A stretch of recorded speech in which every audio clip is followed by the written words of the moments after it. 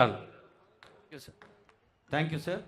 Honourable minister Tummala Nageswara Rao గారు, రైతుల అవగాహన సదస్సు గత 3 రోజులుగా దగ్గరుండి ఆత్మీయంగా పర్యవేక్షిస్తూ చేస్తున్న అమర్చుల సందేశం. గౌరవనీయులు,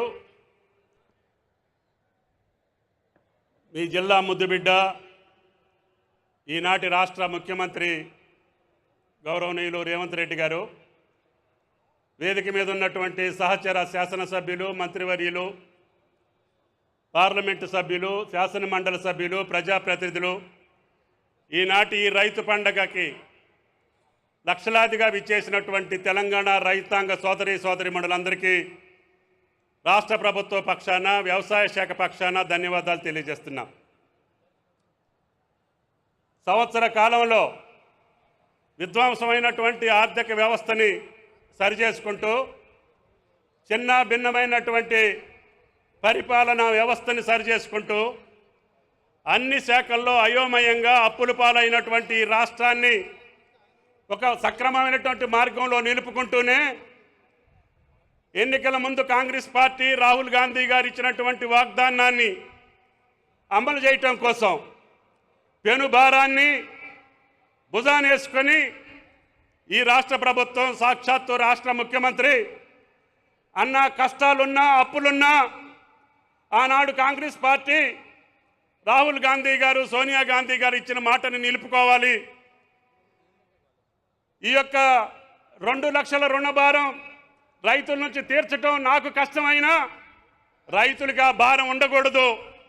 మనం ఏదైనా కడుపు కట్టుకొని వేరే చోక ఎక్కడైనా సరే ఆదా చేసైనా సరే ఈరోజు 2 లక్షల రుణమాఫీ చేస్తానన్నాను, చెయ్యాలని చెప్పారు. అంతేకాకుండా గత మే నెలలో ఆ ప్రభుత్వం ఎగవేసినటువంటి రైతు భరోసా 7,625 కోట్లు వాళ్ళు ఎగ్గొట్టినా కూడా మనం ఇయ్యాలన్నా ఎట్టి పరిస్థితుల్లో జమ చేసి బట్టి గారికి చెప్పండి. స్వాతంత్ర దినోత్సవం రోజున దాంతో పాటు రుణమాఫీ, వాళ్ళు ఇచ్చినటువంటి రైతు భరోసా 7,000 కోట్లు రిలీజ్ చేశాం. రైతు బీమాకి డబ్బులు కట్టాం. అనేక పంటలు ఈనాడు రాష్ట్రంలో పండినటువంటి అన్ని పంటలను కూడా కొనుగోలు చేసే అవకాశాన్ని ఎంఎస్పి ద్వారా తీసుకున్నాం. రైతాంగానికి పెండింగ్లో ఉన్నటువంటి అన్ని సమస్యల్ని పరిష్కరిస్తూనే ఈనాడు భారతదేశంలో అత్యధికంగా నా రైతులు పండించినటువంటి వరి ధాన్యాన్ని కొనే బాధ్యతను కూడా ఈ ప్రభుత్వం తీసుకుంది. ఆ వరుణ దేవుడు కరుణించాడు, ఈ రాష్ట్ర ప్రభుత్వాన్ని ఆశీర్వదించాడు. తెలంగాణ రైతాంగానికి ఎకరానికి 40 నుంచి 50 బస్తాలు ధాన్యం పండేటటువంటి అదృష్టం ఈనాడు తెలంగాణ రాష్ట్ర రైతాంగానికి దక్కింది.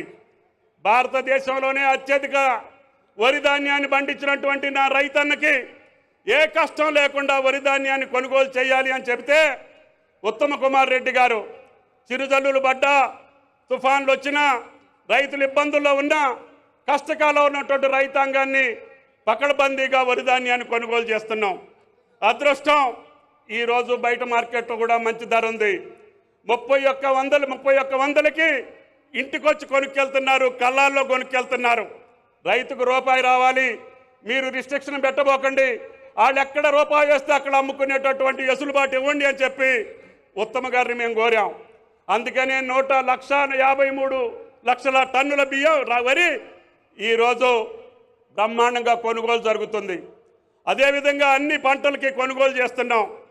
ఈ ప్రభుత్వాన్ని, వేదిక మీద ఉన్నటువంటి పెద్దలందరినీ వ్యవసాయ శాఖ పరంగా ఒకటే ఒక ప్రార్థన, ముఖ్యంగా బట్టి గారికి, మీరిచ్చినటువంటి వాగ్దానాల కోసం, మీరిచ్చినటువంటి మాట కోసం, కాంగ్రెస్ పార్టీ యొక్క నిబద్ధత కోసం కష్టాలైనా నష్టాలైనా ఇబ్బందులున్నా ముఖ్యమంత్రి గారు కానీ, మీరు కానీ, వేరే శాఖల్లో ఉన్నటువంటి మంత్రులందరూ ఏదో ఒక రకంగా మనం అన్న మాట నిలుపుకునేటట్టుగా ఈనాడు 2 లక్షల్లో కుటుంబ నిర్ధారణ కానటువంటి 3.5 లక్షల మందికి ఈరోజు రుణమాఫీ చేసే భాగ్యం ఈ రైతు పండుగ సందర్భంగా మహబూబ్ నగర్ గడ్డ మీద జరుగుతుంది.